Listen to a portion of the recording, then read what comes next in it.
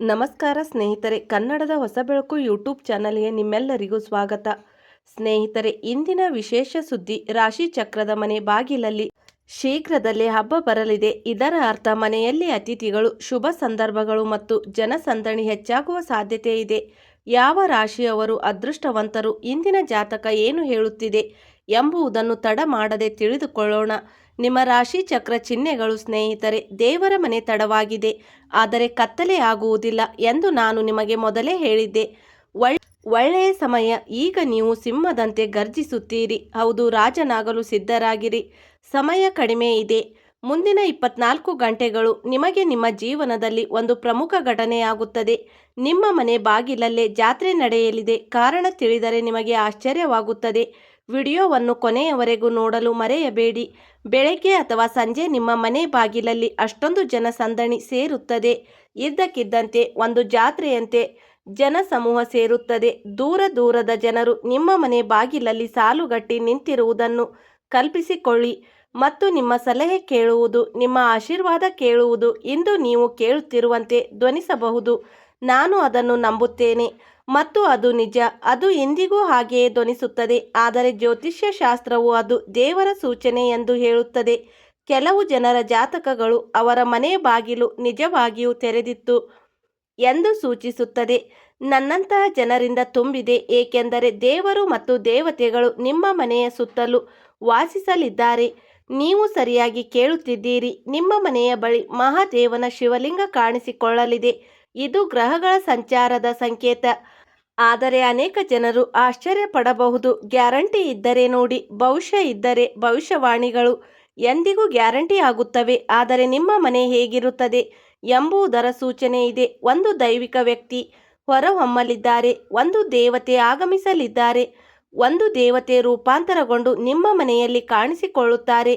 ಇದು ನಂಬಲಾಗದಷ್ಟು ಜನ ದಟ್ಟಣೆಯಿಂದ ಕೂಡಿರುತ್ತದೆ. ಹೌದು, ನೀವು ಸರಿಯಾಗಿ ಕೇಳುತ್ತಿದ್ದೀರಿ. ಅತ್ಯಂತ ಆಶ್ಚರ್ಯಕರ ವಿಷಯವೇನೆಂದರೆ ಈ ಯೋಗಕ್ಕೆ ಈಗ ಸಮಯ ಬಹಳ ಕಡಿಮೆಯಾಗಿದೆ. ವಿಡಿಯೋದ ಕೊನೆಯವರೆಗೂ ನಮ್ಮ ಜೊತೆ ಇರಿ, ಏಕೆಂದರೆ ಈ ಸಂಯೋಗವು ನಿಮ್ಮ ರಾಶಿ ಚಕ್ರ ಚಿಹ್ನೆಯಲ್ಲಿ ರೂಪುಗೊಳ್ಳುತ್ತಿದೆಯೇ ಎಂದು ನಾವು ನಿಮಗೆ ತಿಳಿಸುತ್ತೇವೆ.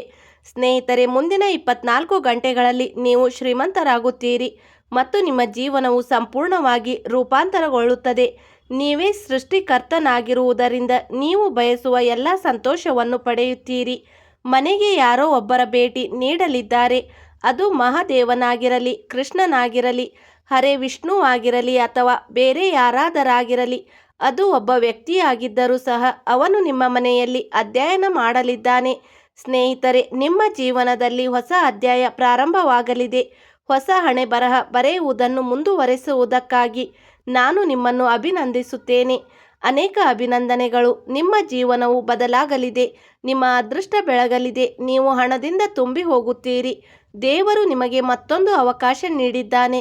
ದೇವರ ಮನೆ ನಿಧಾನವಾಗಿದೆ, ಆದರೆ ಅನ್ಯಾಯವಾಗುವುದಿಲ್ಲ ಎಂದು ವಿಡಿಯೋದ ಆರಂಭದಲ್ಲೇ ನಾನು ನಿಮಗೆ ಹೇಳಿದ್ದೆ. ಮುಂದೆ ನಿಮಗೆ ಒಳ್ಳೆಯ ಸಮಯ ಕೂಡಿ ಬರುತ್ತದೆ. ನಿಮ್ಮ ಜೀವನವನ್ನು ತುಂಬ ಸಂತೋಷದಿಂದ ನಡೆಸುತ್ತೀರಿ. ನಾನು ಒಂದು ಸಣ್ಣ ಕಥೆಯನ್ನು ಹೇಳಲು ಬಯಸುತ್ತೇನೆ. ನಾನು ನಿಮ್ಮನ್ನು ವಿನಂತಿಸಿಕೊಳ್ಳುತ್ತೇನೆ, ದಯವಿಟ್ಟು ಎಚ್ಚರಿಕೆಯಿಂದ ಆಲಿಸಿ. ಒಂದು ಸಣ್ಣ ಹಳ್ಳಿಯಲ್ಲಿ ರಾಮ್ಲಾಲ್ ಎಂಬ ರೈತ ವಾಸಿಸುತ್ತಿದ್ದ. ಅವನ ಪರಿಸ್ಥಿತಿಗಳು ತುಂಬ ಸಾಮಾನ್ಯವಾಗಿದ್ದವು. ಅವನಿಗೆ ಜೀವನ ನಿರ್ವಹಣೆ ಕಷ್ಟವಾಗುತ್ತಿತ್ತು. ಒಂದು ರಾತ್ರಿ ಅವನ ಮನೆ ಬಾಗಿಲಿಗೆ ದೈವಿಕ ಬೆಳಕು ಇಳಿಯುವ ಕನಸು ಕಂಡನು. ಮಾನವನು ದೇವರ ಅವತಾರ ಎಂದು ಹೇಳಲಾಗುತ್ತದೆ ಮತ್ತು ಒಬ್ಬರ ಮನೆ ಬಾಗಿಲಿನ ದೈವಿಕ ಬೆಳಕು ಅನೇಕವನ್ನು ಸೃಷ್ಟಿಸುತ್ತದೆ ಮತ್ತು ದೊಡ್ಡ ಅಂಗಳವನ್ನು ಮಾಡುತ್ತದೆ. ಲಕ್ಷ್ಮೀ ದೇವಿಯು ಬರುತ್ತಿರುವಂತೆ ವಾಸವಾಯಿತು. ಕನಸಿನಲ್ಲಿ ಅವನು ತುಂಬ ಸಂತೋಷವಾಗಿದ್ದನು, ಏಕೆಂದರೆ ಆ ಕನಸು ದೇವರು ಮತ್ತು ದೇವತೆಗಳ ಬಗ್ಗೆ ಇತ್ತು ಮತ್ತು ಅವನು ತನ್ನ ಕನಸಿನಲ್ಲಿ ತನ್ನ ಮನೆಯ ಸುತ್ತಲೂ ಬಹಳಷ್ಟು ಜನರು ಸೇರಿರುವುದನ್ನು ನೋಡುತ್ತಿದ್ದನು. ಸ್ನೇಹಿತರೆ, ಇನ್ನೊಂದು ವಿಷಯ, ನಿಮ್ಮ ಜೀವನದಲ್ಲಿ ಎಂತಹದೇ ಸಮಸ್ಯೆಗಳಿದ್ದರೂ ಸ್ಕ್ರೀನ್ ಮೇಲೆ ಕಾಣುತ್ತಿರುವ ಗುರೂಜಿ ಅವರಿಗೆ ಕರೆ ಮಾಡಿ ನಿಮ್ಮ ಸಮಸ್ಯೆಗಳನ್ನು ಬಗೆಹರಿಸಿಕೊಳ್ಳಬಹುದು. ಗುರೂಜಿ ಅವರು ವಿದ್ಯೆ, ಉದ್ಯೋಗ, ವ್ಯಾಪಾರ, ಗಂಡ ಹೆಂಡತಿ ಕಲಹ, ಅತ್ತೆ ಸೊಸೆ ಕಲಹ, ಮದುವೆ ವಿಳಂಬ, ಸಂತಾನ ಸಮಸ್ಯೆ, ಶತ್ರುಕಾಟ, ವಶೀಕರಣ ಇನ್ನೂ ಮುಂತಾದ ಸಮಸ್ಯೆಗಳಿಗೆ ತುಳುನಾಡಿನ ದೈವಾರಾಧನೆಯಿಂದ ಹಾಗೂ ಶ್ರೀ ಶಿರಡಿ ಸಾಯಿಬಾಬಾ ದೈವಿಕ ಶಕ್ತಿಯಿಂದ ಶೀಘ್ರ ಶಾಶ್ವತ ಪರಿಹಾರ ಮಾಡಿಕೊಡುತ್ತಾರೆ. ಸ್ನೇಹಿತರೆ, ನಿಮಗೆ ಸುವರ್ಣ ಅವಕಾಶ. ವಿಡಿಯೋದಲ್ಲಿ ಮುಂದೆ ಹೋಗೋಣ. ಜನ ಜಾತ್ರೆಯಂತೆ ಸೇರಿರುತ್ತಾರೆ. ಹೌದು, ಅವನು ಇದನ್ನು ತನ್ನ ಕನಸಿನಲ್ಲಿ ಕಂಡಿದ್ದನು. ಹಾಗಾಗಿ ಬೆಳಗ್ಗೆ ಎದ್ದ ನಂತರ ಅವನು ಮಾಡಿದ ಮೊದಲ ಕೆಲಸವೆಂದರೆ ಸ್ನಾನ ಮಾಡಿ ದೇವರನ್ನು ಪ್ರಾರ್ಥಿಸುವುದು. ಭಗವಂತನ ನಾಮವನ್ನು ಜಪಿಸಿದನು. ನಂತರ ಜ್ಯೋತಿಷಿಗಳ ಹತ್ತಿರ ಹೋಗಿ ನಡೆದ ಎಲ್ಲ ಘಟನೆಗಳನ್ನು ಹೇಳಿದನು. ಜ್ಯೋತಿಷಿಗಳು ಅವನ ಜಾತಕವನ್ನು ತೆಗೆದು ನೋಡಿದಾಗ ಆಶ್ಚರ್ಯಚಕಿತರಾದರು. ರಾಮ್ಲಾಲ್ ಪಂಡಿತ್ಜಿ ಏನಾಯಿತು ಎಂದು ಕೇಳಿದನು. ನನಗೆ ತುಂಬ ಸಂತೋಷವಾಗುತ್ತಿದೆ, ಮನಸ್ಸಿನ ಆಳದಲ್ಲಿ ಹೇಳಿದರು. ಜ್ಯೋತಿಷಿಗಳು ಹೇಳಿದರು, ಇದು ನಿಮ್ಮ ಗುರು ಮತ್ತು ಶುಕ್ರನ ಪರಿಪೂರ್ಣ ಸಂಯೋಜನೆ ರೂಪುಗೊಳ್ಳುತ್ತಿದೆ. ಇದು ಲಕ್ಷಾಂತರ ವರ್ಷಗಳಿಗೊಮ್ಮೆ ಸಂಭವಿಸುತ್ತದೆ. ಮುಂಬರುವ ಕೆಲವು ವರ್ಷಗಳಲ್ಲಿ 1 ತಿಂಗಳೊಳಗೆ ನಿಮ್ಮ ಮನೆ ಬಾಗಿಲಲ್ಲಿ ನಿಜವಾದ ಜನಸಂದಣಿ ಇರುತ್ತದೆ. ಅಂದರೆ ಒಂದು ದೊಡ್ಡ ಜನಸಂದಣಿ ಬರುತ್ತದೆ. ಅದು ಜಾತ್ರೆಯಂತೆ ಕಾಣುತ್ತದೆ. ಆದರೆ ರಾಮ್ಲಾಲ್ಗೆ ಇದನ್ನು ನಂಬಲು ಸಾಧ್ಯವಾಗಲಿಲ್ಲ. ಆದರೆ ಕ್ರಮೇಣ ಅವನ ಖುಷಿ ಆಶೀರ್ವಾದಗಳು ಹರಿದು ಬರಲು ಆರಂಭಿಸಿದವು. ಹೌದು, ಗ್ರಾಮಸ್ಥರು ಸಲಹೆಗಾಗಿ ಅವನ ಬಳಿಗೆ ಬರಲು ಪ್ರಾರಂಭಿಸಿದರು. ಮತ್ತು ಕೆಲವರು ಮಾತ್ರ. ಮುಂದಿನ ತಿಂಗಳುಗಳಲ್ಲಿ ಅವನ ಅಂಗಳವು ನನ್ನಂತೆಯೇ ತುಂಬಲು ಪ್ರಾರಂಭಿಸಿತು. ವಿಷ್ಣು ಸ್ವತಃ ತನ್ನ ಮನೆಗೆ ಬಂದನು ಮತ್ತು ನಿಮ್ಮದು ಸಹ ಅಲ್ಲಿ ಯಾವುದೋ ದೇವತೆ ನೆಲೆಸಿದ್ದಾರೆ. ಹೌದು, ಕೇವಲ ಒಂದು ಕಥೆಯಲ್ಲ, 4 ಮನೆಗಳು ಒಬ್ಬ ವ್ಯಕ್ತಿಯ ಭವಿಷ್ಯವನ್ನು ಹೇಗೆ ಬದಲಾಯಿಸಬಹುದು ಮತ್ತು ನಿಮ್ಮ ಜೀವನವನ್ನು ಹೇಗೆ ಪರಿವರ್ತಿಸಬಹುದು ಎಂಬುದನ್ನು ಇದು ಹೇಳುತ್ತದೆ. ಸೃಷ್ಟಿಕರ್ತನು ವಿಷಯಗಳನ್ನು ತಿರುಗಿಸುವವನು. ನಾನು ಇವುಗಳ ಬಗ್ಗೆ ಮಾತನಾಡುತ್ತಿದ್ದೇನೆ. ಮುಂದೆ ನೀವು ಅರ್ಥ ಮಾಡಿಕೊಳ್ಳಬೇಕಾದ ಗ್ರಹಗಳ ಪ್ರಭಾವದ ಬಗ್ಗೆ ನಾವು ಚರ್ಚಿಸುತ್ತೇವೆ. ಬಹಳ ಎಚ್ಚರಿಕೆಯಿಂದ ಆಲಿಸಿ. ಗುರು ಗ್ರಹವಾದ ಇದನ್ನು ಜ್ಞಾನ, ಸಂಪತ್ತು ಮತ್ತು ಗೌರವದ ಅಂಶವೆಂದು ಪರಿಗಣಿಸಲಾಗುತ್ತದೆ. ಹೌದು, ಗುರು ಶುಭವಾಗಿದ್ದಾಗ ಸಾಗಣೆಗಳು ಪರಿಣಾಮಕಾರಿಯಾಗಿವೆ. ನೀವು ಎಚ್ಚರಿಕೆಯಿಂದ ಆಲಿಸಿದರೆ ಆ ವ್ಯಕ್ತಿಯ ಮನೆಗೆ ಜನರು ಬರುವುದನ್ನು ನೀವು ನೋಡುತ್ತೀರಿ.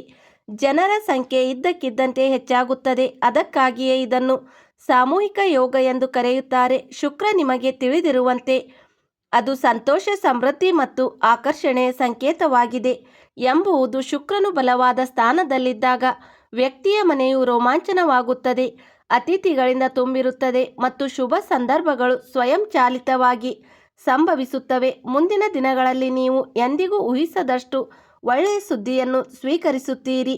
ಗುರು ಮತ್ತು ಶುಕ್ರ ಎರಡೂ ನಿಮಗೆ ಸಕಾರಾತ್ಮಕ ಚಿಹ್ನೆಗಳನ್ನು ತೋರಿಸುತ್ತಿವೆ. ಆದ್ದರಿಂದ ನೀವು ಆಚರಿಸಬೇಕು. ಅನೇಕ ಜನರು ಭಯಪಡುವ ರಾಹುವಿನ ಸಂಚಾರದ ಬಗ್ಗೆ ಮಾತನಾಡೋಣ. ಇದರ ಬಗ್ಗೆ ನಾನು ನಿಮಗೆ ವಿವರವಾಗಿ ಹೇಳಲು ಬಯಸುತ್ತೇನೆ.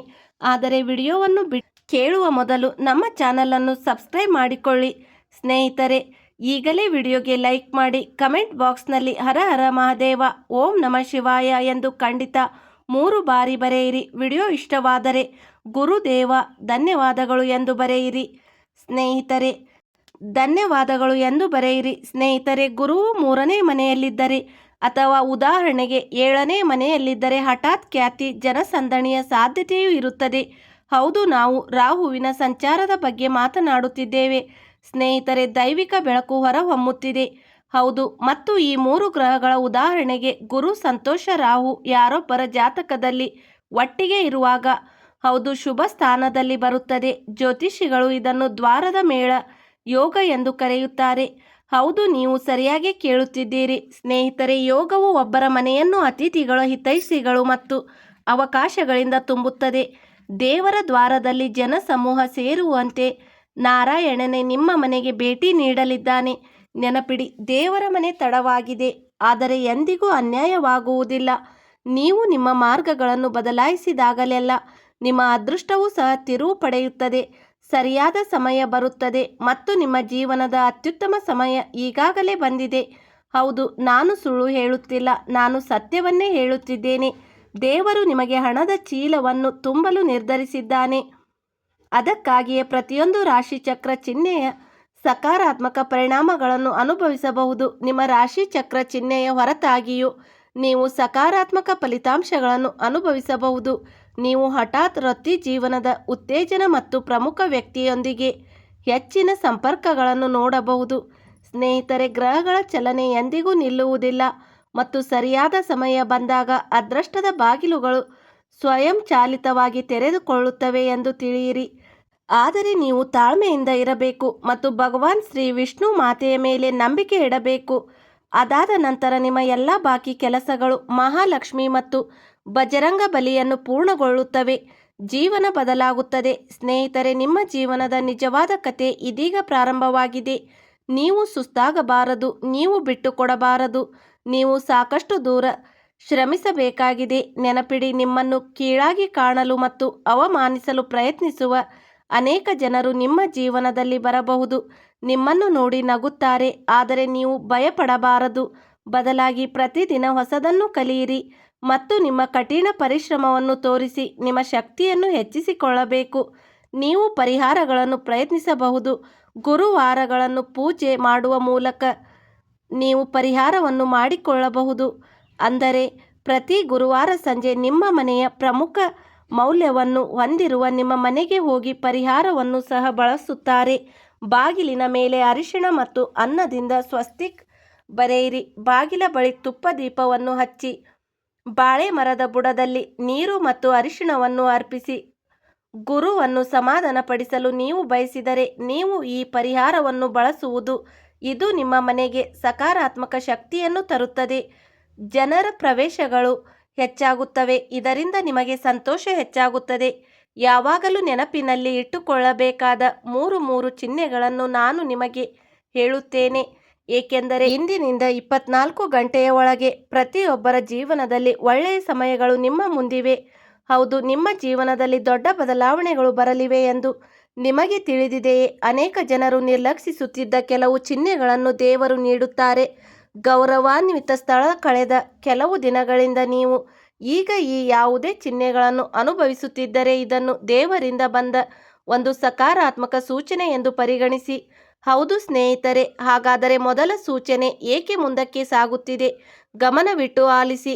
ತಾಯಿಯಾಗುವ ಹೊರೆ ಇದ್ದಕ್ಕಿದ್ದಂತೆ ಕಡಿಮೆಯಾಗಲು ಪ್ರಾರಂಭಿಸುತ್ತದೆ. ಯಾವುದೇ ಸ್ಪಷ್ಟ ಕಾರಣವಿಲ್ಲದೆ ನೀವು ನಿಮ್ಮೊಳಗೆ ಶಾಂತಿಯ ಭಾವನೆಯನ್ನು ಅನುಭವಿಸುತ್ತೀರಿ.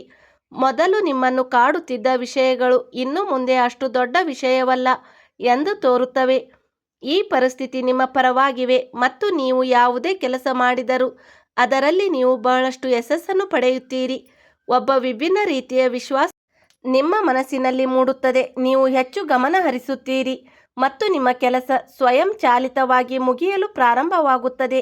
ಎರಡನೆಯದಾಗಿ ಮತ್ತು ಮುಖ್ಯವಾಗಿ, ಸಂಘವನ್ನು ಎಚ್ಚರಿಕೆಯಿಂದ ಆಲಿಸಿ.